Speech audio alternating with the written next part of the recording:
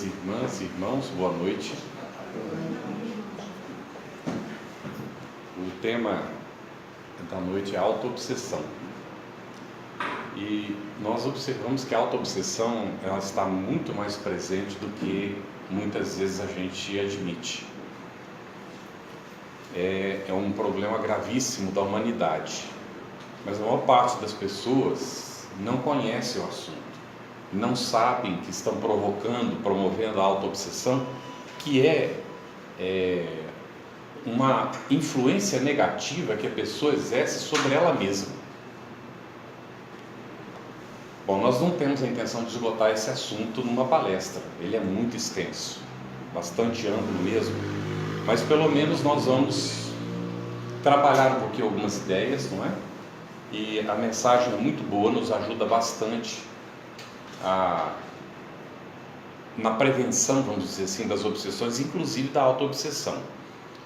Bom, sendo a autoobsessão uma influência mental negativa que é exercida pelo próprio indivíduo sobre si mesmo, ela naturalmente precisa de uma cura. Ela precisa ser tratada de alguma maneira. E o primeiro passo para que isso aconteça é a pessoa perceber que ela está vivendo essa situação e admitir que ela está promovendo a própria obsessão ou a autoobsessão. Então, a cura vai depender de mudança do teor mental da pessoa, da sua disposição de ânimo, de uma maneira mais positiva de encarar a vida, de, inclusive, observar que existem em si potenciais que ela não está explorando, coisas que ela tem capacidade de realizar e que a pessoa não está realizando. Então, realmente um caminho de autorrefazimento. Está profundamente vinculado ao aspecto da reforma íntima. E é muito comum que a pessoa que esteja no estado de autoobsessão, ela precise da ajuda alheia. E por isso o atendimento fraterno na casa espírita pode ser um fator muito importante. Bom, de onde é que se origina a autoobsessão? De onde é que ela vem? Como é que ela acontece? Nós, muitas vezes, não percebemos. Começamos a fazer certas coisas e aquilo nos parece normal, não é? Todo mundo faz, e então a gente também faz, porque todo mundo faz, então é natural, é normal. E aquela repetição daquilo se torna um hábito. E os hábitos negativos são vícios que a gente desenvolve. E a autoobsessão, ela está bem no campo dessas repetições ao longo do tempo que se tornam vícios em nós e a gente não admite. Às vezes nem percebe, não se dá conta, especialmente porque as pessoas com quem nós convivemos, elas se acostumam, acham que aquilo faz parte da personalidade da gente e passam a conviver também com aquilo de uma maneira muito natural, espontânea, não é? E então, a gente pode citar dois extremos que a gente possa ter uma ideia. A pessoa é mesquinha, uma pessoa muito apegada a si mesma, atende às suas necessidades, aos seus interesses, mas os outros não interessam muito. Isso se converte num estado autoobsessivo. Está muito ligado ao egoísmo. O egoísmo, conforme a gente encontra no Livro dos Espíritos, é o pai de todos os demais vícios, de muito difícil erradicação. Está examinado nas questões 913 a 917 do Livro dos Espíritos. O egoísmo é um estado autoobsessivo. Muitas vezes a gente não liga, não é o egoísmo à autoobsessão, mas o egoísmo é um estado autoobsessivo, que vai gerar uma série de consequências. Como está o egoísmo na raiz de todos os vícios, então nós vamos ver a presença desse estado autoobsessivo em vícios morais e vícios que são considerados mais físicos, de dependência química, ou às vezes de outros tipos de dependência pelo costume da organização física, como o hábito de comer muito. Então a gente não se dá conta, mas o fato da pessoa olhar para um prato com gula é um processo autoobsessivo, porque ela não tem necessidade daquilo. Nós temos um limite para a alimentação da organização física. Quando a gente ultrapassa o limite, nós estamos prejudicando a própria organização e dificultando a nossa ação no campo da matéria para o desenvolvimento efetivo da essência que nós somos, o espírito, que nasce no berço da matéria com uma tarefa específica: libertar-se do jugo da matéria.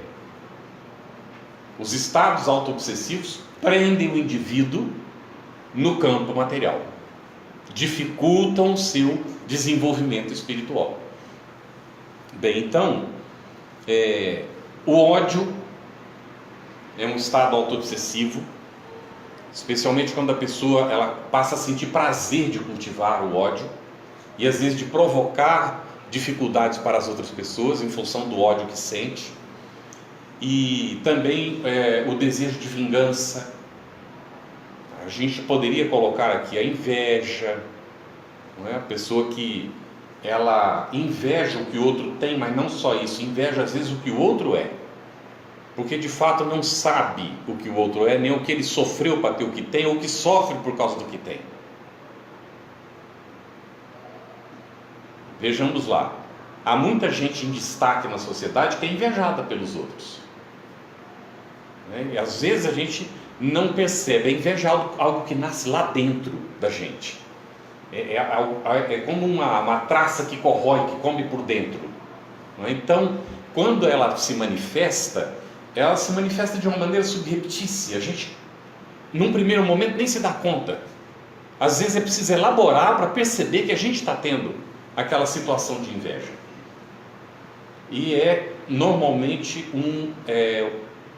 consequência de um exame superficial e equivocado em relação à situação alheia, porque na verdade não há nada invejável, nada é invejável, porque cada um vive a situação que tem necessidade de viver, e não é possível ser outra pessoa. Nós nem conseguimos ser nós mesmos, porque nós ainda estamos descobrindo o que significa isso, que dirá então ser outra pessoa, ou estar na situação da outra pessoa, o que nos levaria a uma tremenda decepção, porque aquela pessoa também sofre, também tem seus problemas, ainda que a gente não saiba disso, porque nesse mundo não tem quem seja feliz.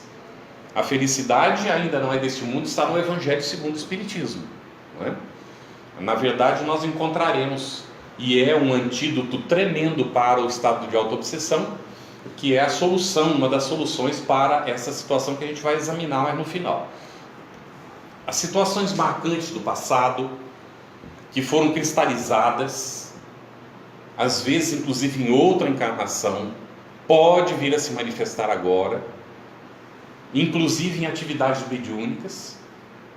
A gente vai examinar um caso aqui que André Luiz apresenta, em que isso acontece, e às vezes essas traumas do passado são manifestados como situações de traumas psicológicos, desequilíbrios no campo psicológico, ausência de confiança em si, dificuldade de relacionamento com as outras pessoas, o medo de não dar certo, que faz com que a pessoa atue em prejuízo de si mesma e acaba provocando dificuldades na relação. Então, isso vem dessas situações. E a tal da personalidade múltipla, que às vezes a gente apresenta, mas não se dá conta. Tem gente que diante das pessoas é uma pessoa e na intimidade do lar é outra pessoa. Isso é personalidade múltipla, e muitas vezes nós nem nos damos conta disso. Remorsos que se intensificam no decorrer do tempo são estados autoobsessivos. Já que a gente está falando nisso, e antes de entrar nas consequências, eu me lembro de uma mensagem que está naquela série Fonte Viva, e justamente no livrinho Fonte Viva, lição 90, ela fala qualquer coisa de agir com virilidade. e vai examinar a situação da pessoa que comete o engano. Aí ela se dá conta que se enganou, que fez alguma coisa que não está bem, e ela então de repente se apercebe daquilo e se arrepende do que fez. Mas ao invés de dar o passo seguinte, que uma vez que ela percebeu e ela se arrependeu, qual que seria a ação? Buscar reparar, não é isso? Não seria o mais natural? Mas a pessoa não vê em si a condição para isso. Olha como é que a gente se auto-obsessiona, ou provoca a auto-obsessão. Ela acaba acreditando que ela não é capaz de resolver, e aí ela entra no processo de remorso, e o remorso leva à autopiedade e à autocomiseração, estados obsessivos e auto-obsessivos. E esse indivíduo então passa a perder tempo, e é o que Emmanuel examina. Então, cometer o equívoco e arrepender-se é natural, mas entregar-se ao remorso é perda de tempo. O remorso é um estado auto-obsessivo. Nós vamos ver que os estados auto-obsessivos podem ser potencializados pelos espíritos em estados associados à auto-obsessão. A obsessão também pode ocorrer. Mas vamos lá então às consequências, que é justamente a primeira delas, a atração de espíritos que vibram na mesma faixa. Às vezes eles nem têm intenção de obsidiar. São indivíduos que, ainda hoje, estávamos caminhando um pouquinho, com o nosso pai. Nós somos 4 irmãos, não é por isso que eu falo nosso pai, não é porque ele é pai de vocês também não, tá? Então, estávamos caminhando um pouquinho, eles moram ali no Guará, estava lá na casa deles, né? E saímos para caminhar um pouco. E ele então disse que nos estudos dele, apesar dele não ter muita dificuldade para se expressar, ele não consegue falar, como o Geraldo e eu falamos, ele sempre repete isso. Mas ele chegou à conclusão que pelo menos 60% das pessoas, elas desencarnam e chegam no mundo espiritual numa situação lamentável, porque elas não sabem o porquê da vida, não sabem por que estão vivendo, então não se preparam para a continuidade da vida, que muitas vezes elas acreditam que não tem continuidade, ou se tem, não sabe como é. Então, conforme vai chegando o momento da desencarnação, a pessoa vai entrando num processo de perturbação por causa disso. Estado auto-obsessivo. O medo é um estado auto-obsessivo. Síndrome de pânico, estado auto-obsessivo. Então, a atração de espíritos desequilibrados. Essas pessoas normalmente convivem com espíritos que já desencarnaram, estão no mundo espiritual e seguem com medo da morte, porque não se dão conta da situação.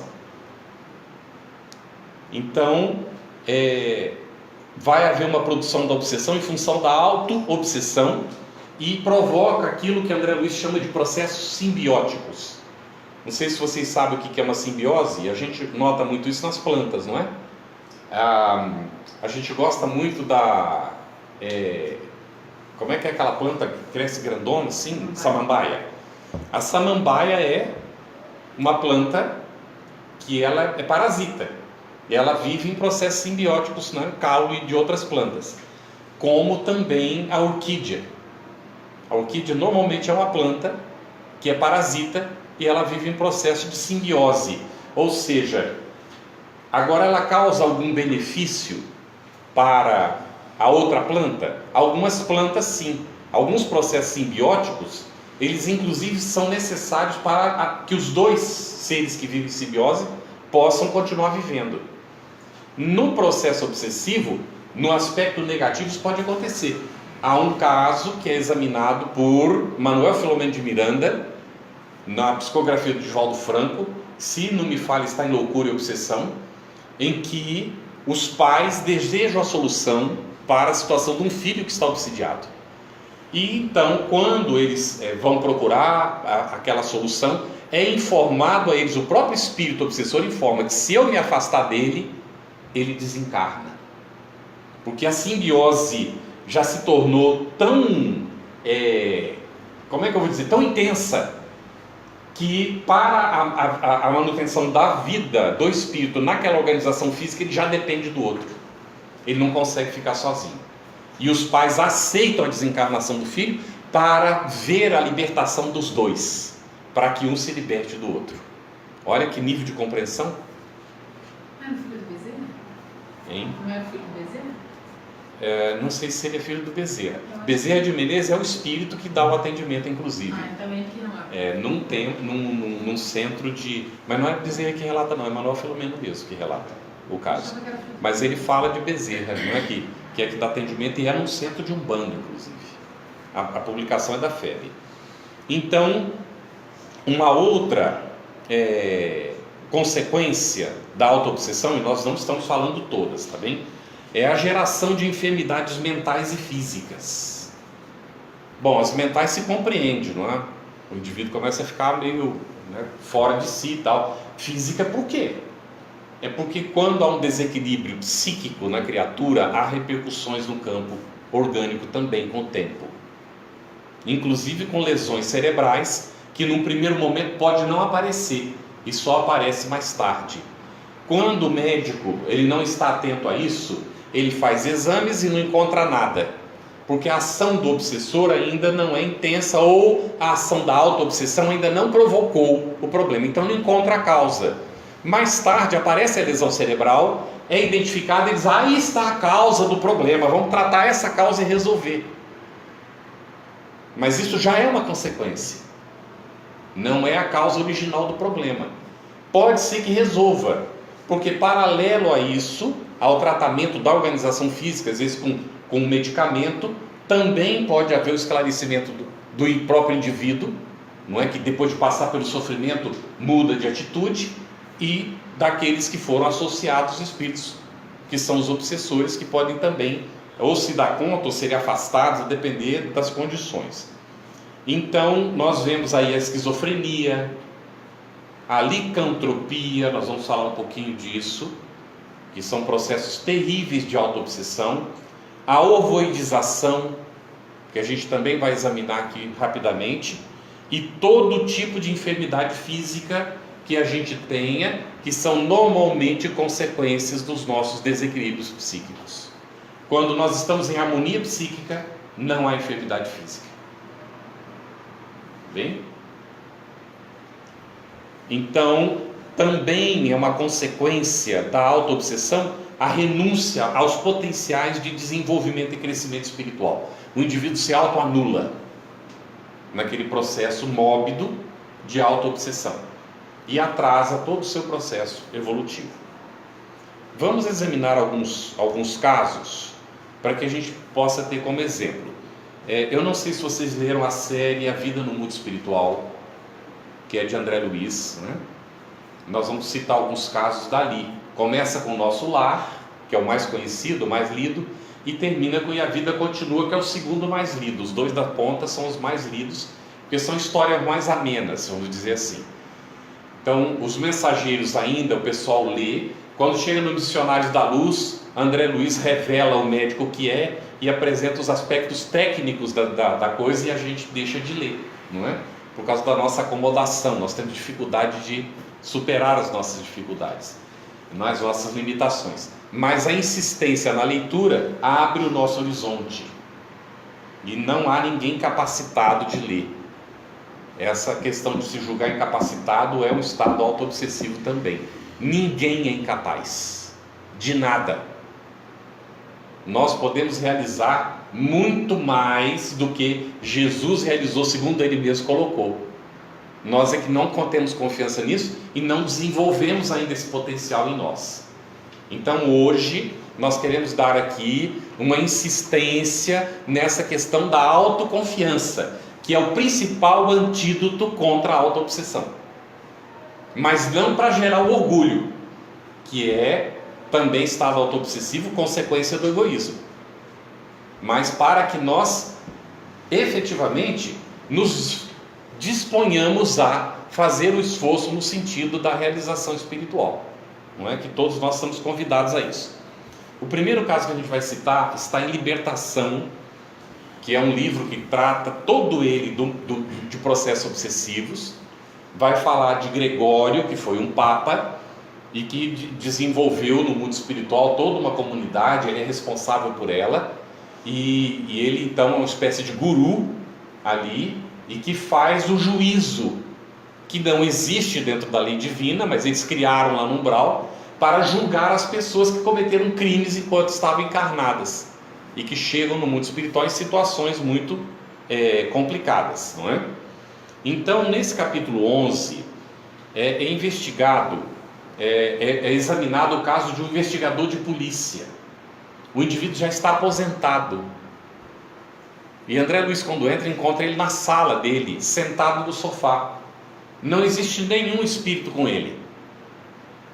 Mas ele começa a se lembrar do que ele fazia com as pessoas que ele prendia. Ali há, inclusive, uma indicativo de que ele usava aquele pau de arara. Não sei se vocês sabem que é o pau de arara para castigar as pessoas. É uma vara que pendura a pessoa de ponta cabeça e judia dela para arrancar confissões, essas coisas todas. Às vezes a pessoa acaba confessando o que não fez para poder se livrar daquele tipo de sofrimento, né? Então ele está ali lembrando daquelas coisas que ele fez enquanto ele era investigador de polícia, que a profissão não lhe autorizava, mas que ele fazia com as pessoas.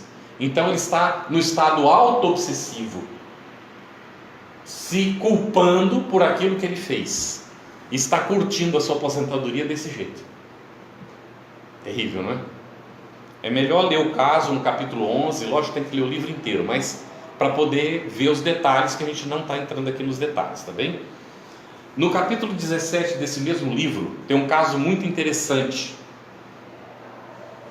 André Luiz está observando a um grupo de espíritos desencarnados, e então André Luiz observa que um deles, num dado momento, ele começa a gritar: lá vem ele de novo, lá vem ele. André Luiz olha, não tem ninguém vindo, não está aparecendo ninguém, e lá vem ele outra vez. Aí André Luiz fala: mas o que está acontecendo com ele?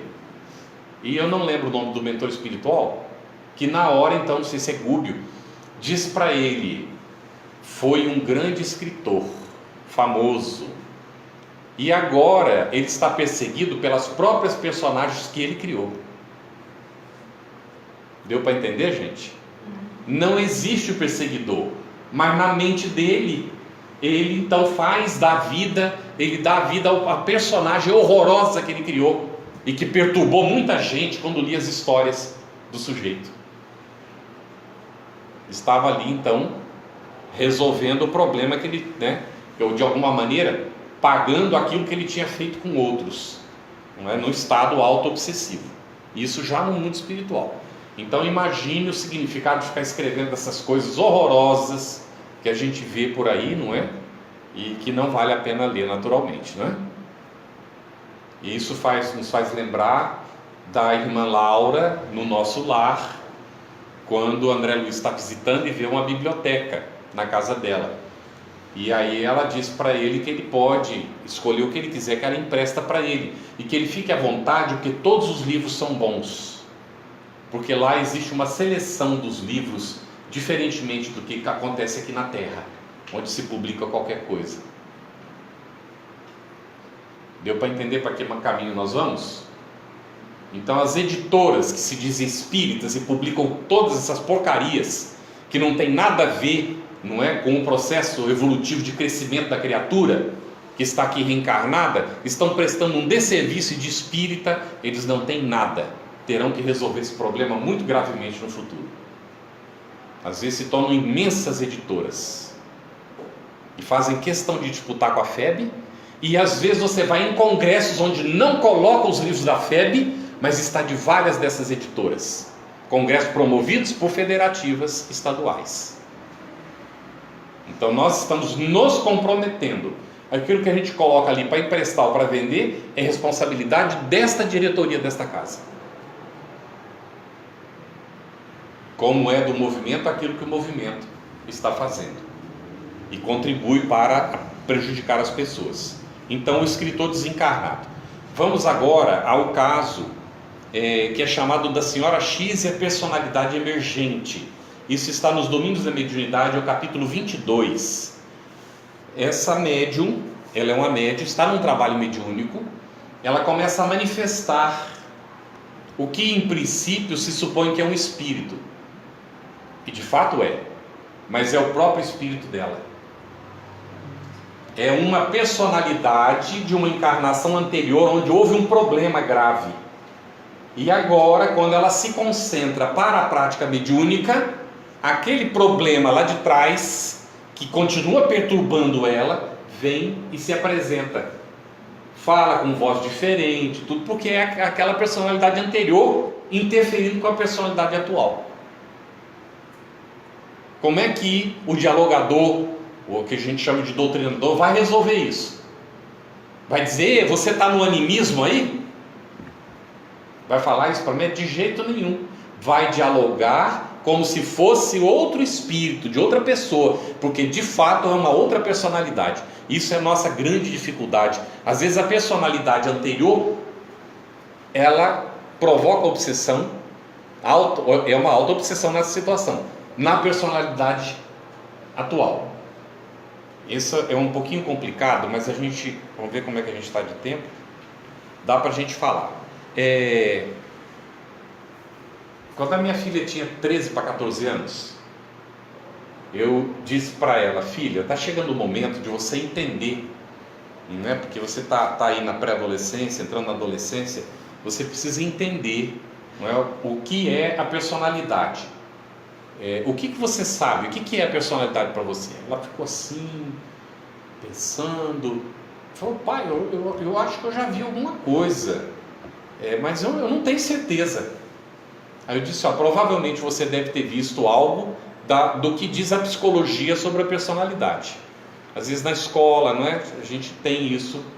Eu me lembro de ter, no primeiro colegial, na minha época era assim, não sei como é que está chamando hoje em dia. A gente estudou a respeito da personalidade dentro da psicologia. Não sei se hoje continua estudando. Então, ela poderia já ter ouvido alguma coisa, mas, né, algumas pessoas diriam assim: mas ela estava muito nova para saber sobre isso. Aí eu disse para ela: eu não vou lhe explicar o que você vai ver, que você vai encontrar ainda aí mais para frente, sobre a personalidade na definição da psicologia. Eu vou lhe dizer o que é a personalidade na definição do espiritismo, e que abrange, envolve inclusive a questão da personalidade segundo a psicologia. Aí eu disse para ela: vamos entender primeiro quando é que a personalidade começa a se formar. Nós somos espíritos imortais, existimos antes desta atual encarnação. E lá no mundo espiritual, se a gente teve condições, nós ajudamos no planejamento desta atual encarnação. Se nós não tivemos condição, alguém planejou por nós. Naquele momento do planejamento está se definindo o que será a próxima personalidade. Tá bem? Queremos entender melhor isso? Aí é que a gente precisa ler Missionários da Luz, porque ali é onde ele vai falar do processo de planejamento da reencarnação, e o pessoal foge, porque é muito técnico.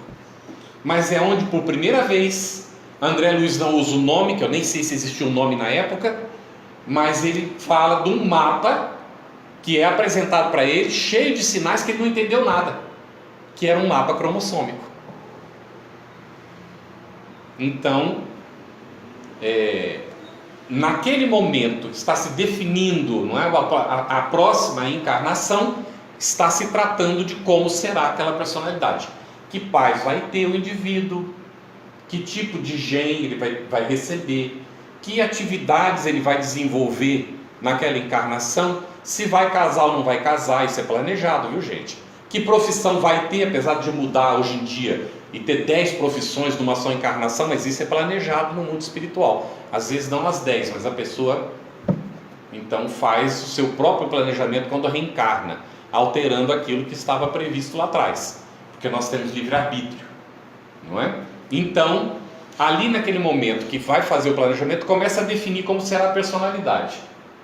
Aí o indivíduo, ele se aproxima dos pais, não é, acerta os pais se vão recebê-lo ou não, se aceita ou não aceita, e aí acaba aceitando e tal, e o indivíduo então começa há o processo de redução e se liga ao óvulo que se forma. O óvulo encontra o espermatozoide, forma o zigoto, e aí molécula a molécula vai se ligando ao perispírito e o espírito vai se ligando ao corpo, não é? Ele vai receber as influências da mãe, do campo psíquico da mãe, da mente, das vibrações dela. Isso tudo está interferindo com a personalidade que está se formando. Recebe do pai, recebe dos familiares que estão no entorno. Isso tudo vai ajudando a compor a personalidade que o indivíduo vai ter. Muito bem. Então, a personalidade não está formada no nascimento. Ela só vai se formar mais completa aos 21 anos, quando o processo acontece de maneira normal. Porque tem gente que desencarna e nunca completou o processo naquela encarnação. Não formou completamente a personalidade. Tá bem? Ainda há um detalhe. As etapas, segundo Leon Denis, são de 7 anos aproximadamente. Quando chega aos 14 anos, é o período da pré-adolescência e adolescência da criatura. E os espíritos dizem na questão 365 do Livro dos Espíritos, que é quando o espírito se depara com a sua própria realidade, e por isso a confusão naquele período. Que a psicologia diz que é porque o corpo cresce muito rapidamente, desenvolve, não é, a questão da pubis e tal, e tanto para a mulher como o homem, o indivíduo é como se estivesse morando numa casa que ele não conhece. É um fato, mas não é o único fato que justifica aquela situação. É que o indivíduo está recebendo as cargas das personalidades anteriores naquele período, para definir na etapa próxima dos 7 anos o que será a personalidade do indivíduo nessa encarnação. Tudo bem, gente? Quando as situações não estão resolvidas no passado, e no nosso caso não estão, não precisamos ter ilusões, muitos dos problemas não resolvidos lá no passado vão se apresentar aqui, e nós teremos que resolvê-los. Aí uma vez um companheiro nosso do Mato Grosso fez uma explicação que eu achei muito interessante, fruto dos estudos que eles desenvolveram entre eles, tem alguns psicólogos e tal. E então ele diz assim: olha só a situação, essa atual que nós temos aqui é uma personalidade. Qual o seu nome? Leonardo. Essa personalidade se chama Leonardo, mas há uma essência, que é o espírito imortal, que não tem o nome de Leonardo, e que o Leonardo não sabe qual é o nome dele. Deu para entender? Porque já teve não sei quantos nomes, porque já teve não sei quantas personalidades. Brian Weiss, é isso? Brian Weiss fala de regressão que ele percebeu 80 reencarnações de uma única paciente. Muitas vidas, muitos sábios, né? Muitas vidas, muitos mestres. Então, quantas personalidades? Não sabemos. Esta personalidade atual, ela vem com uma tarefa, como as outras também vieram com essa tarefa, que é ser o enfermeiro e o médico de todas as outras, para ajudá-las a se curarem. Quando a gente não consegue fazer assim, essas de cá começam a causar auto-obsessão na atual. Tudo bem, gente? Deu para entender? Então, essa daqui, essa personalidade atual, quando ela não atua como médico e enfermeiro das outras, há uma decepção no processo. E o espírito, que é o imortal, que está acumulando essas experiências e que precisa que essa personalidade cumpra o seu papel para ele se libertar do campo material, continua preso ao campo material. Precisa reencarnar, porque não houve a solução das problemáticas, nem a evolução que precisa acontecer no campo da matéria, para que o indivíduo se desprenda da matéria. Tá bem? Um pouco complexo, mas nós precisamos entender que a nossa realidade, ela é simples, mas ao mesmo tempo é profunda e complexa, e nós teremos que encarar isso. Ainda hoje, conversando na mesma caminhada com o nosso paizinho, a gente dizia para ele: o senhor está falando que tem o desejo de estudar no mundo espiritual para reencarnar, não é, com melhores condições, E eu tenho um sonho, eu quero chegar no mundo espiritual e estudar matemática, para ver se eu desencalho finalmente, porque até agora, não é? A matemática para mim é uma coisa que, sim, que é todo um mistério.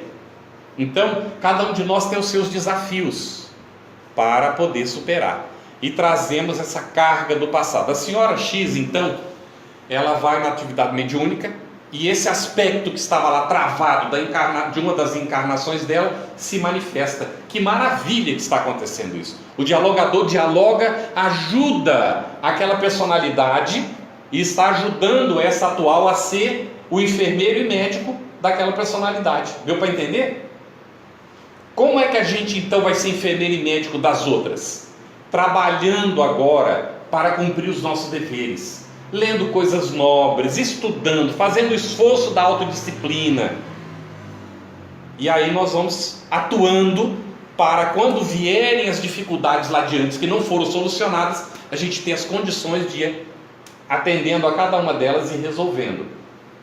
Então o hábito de falar mal dos outros pode não ser dessa personalidade, pode ter sido desenvolvido lá atrás, lá no século XI, e veio permeando todas as personalidades até agora, em um processo auto-obsessivo. Quando chega agora, eu digo, não vou falar mais mal dos outros. Fazer que nem o Geraldo. Eu me comprometi. Se eu falar mal de alguém, agora eu sou obrigado a encontrar duas virtudes na pessoa. Assumir um compromisso. Às vezes a gente não consegue resolver de chofre assim, porque aquilo nos domina. Já vem nos dominando há tanto tempo.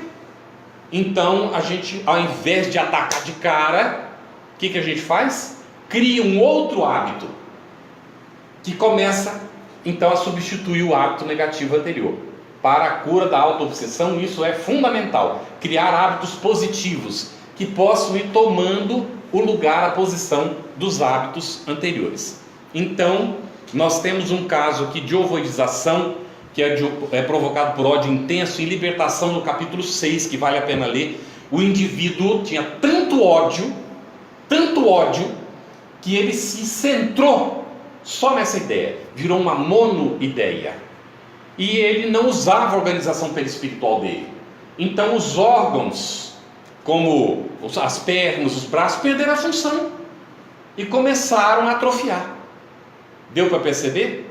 Por comando mental, ele só pensa em se vingar da pessoa, e ele se ligou como ovoide à pessoa que ele odeia, e passou a viver em processo simbiótico com essa pessoa. A pessoa desencarna e ele vai junto, está lá no mundo espiritual ligado ao perispírito do outro indivíduo lá, no mundo espiritual.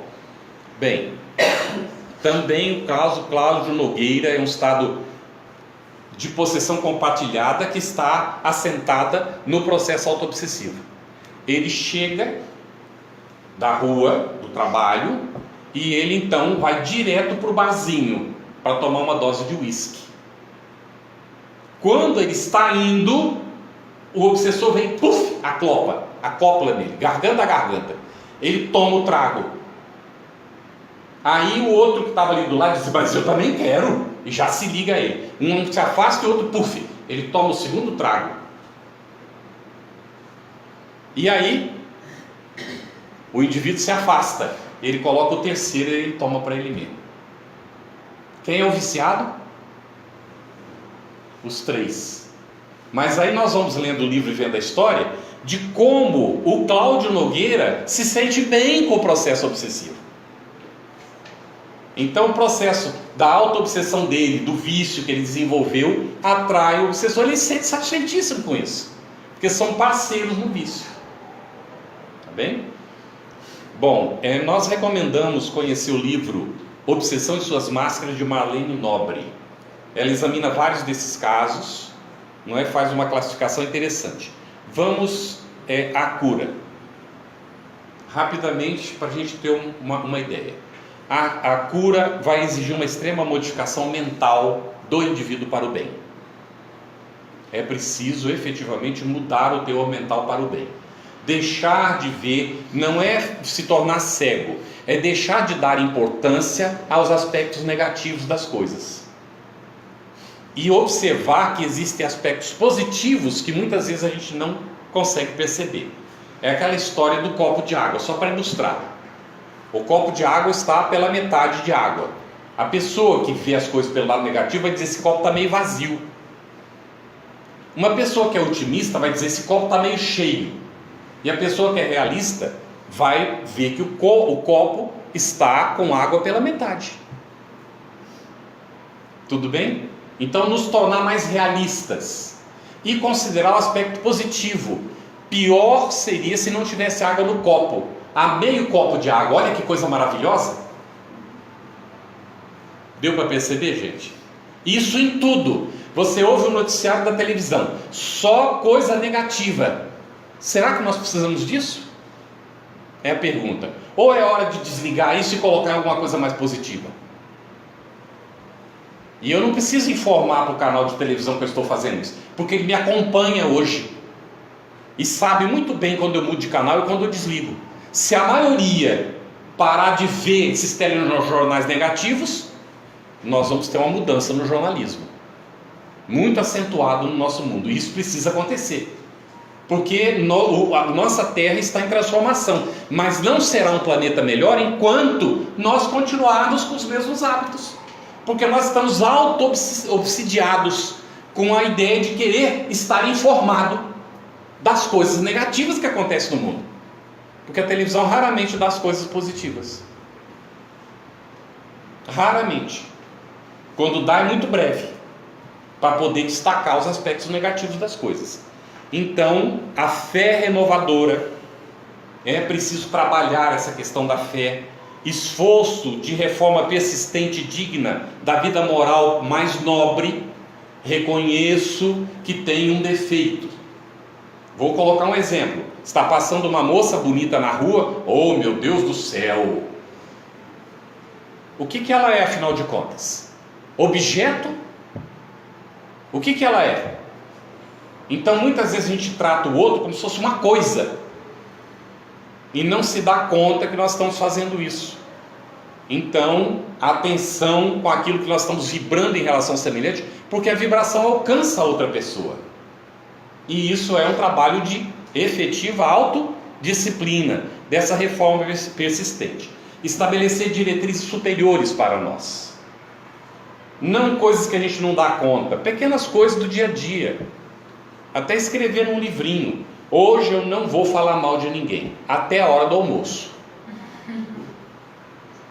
Aí quando chega na hora do almoço, está liberado para falar mal dos outros. Agora eu vou escrever: não vou falar mal dos outros, igualzinho ao Alcoólicos Anônimos. Não vou beber hoje até as 9 da manhã. Dependendo do grau do indivíduo, ele tem que ser a cada 3 horas. Às 9 eu não vou beber até meio-dia. E meio-dia eu não bebo até as 3. E eu não bebo até as 6. Não bebo até a hora de dormir. E assim vai. Então hoje eu não vou falar mal de ninguém. E se a gente estabelece uma meta mais curta, a gente vai ter que estar lembrando, né? Porque vai ter que renovar a meta. Às vezes tem que fazer dessa forma. Diretrizes superiores. Tudo gerando forças imprescindíveis para a autorrestauração, que não vai acontecer por ação de outros. Nós precisamos entender isso. Podem até nos ajudar, e os mentores amigos nos ajudam, nossos amigos nos ajudam, mas quem tem que resolver é cada um. Não tem como. A auto-obsessão é provocada por mim em mim mesmo. Como é que outro vai resolver essa situação? É um trabalho de cada um na sua intimidade. Então, o auxílio na educação das vítimas e comparsas do caminho, na medida em que nós vamos nos autoeducando, aqueles que nós atraímos, que vibram na mesma faixa que a gente falou logo no começo, vão aprendendo conosco também, e vão vendo que se é possível para a gente, também é possível para eles. E aí nós vamos então entender que pela auto-obsessão, o indivíduo se faz vítima de si mesmo. Mas pela libertação de si, pela autoeducação, ele reconquista a sua capacidade de ser útil e de dar continuidade ao seu processo evolutivo. O Espiritismo nos ajuda muito nisso. Nós temos um livro que não deveria ser só um livro de cabeceira nosso. Se a gente ainda não usa como livro de cabeceira, precisamos já começar a usar. Mas é um livro que a gente precisa usar com constância. não é por fanatismo, mas é por consciência, que se chama o Evangelho segundo o Espiritismo. É o maior tratado de autoconhecimento que eu já encontrei até hoje. E é um roteiro de evolução espiritual atualizado para as nossas condições atuais pela espiritualidade superior no trabalho de Allan Kardec. É ali onde nós encontramos as informações necessárias para esse processo do autoconhecimento e de nós nos libertarmos da auto-obsessão. Fundamental o estudo do Evangelho segundo o Espiritismo para isso. Muito obrigado e muita paz para todos vocês. Gente, alguém gostaria de fazer um comentário, pergunta?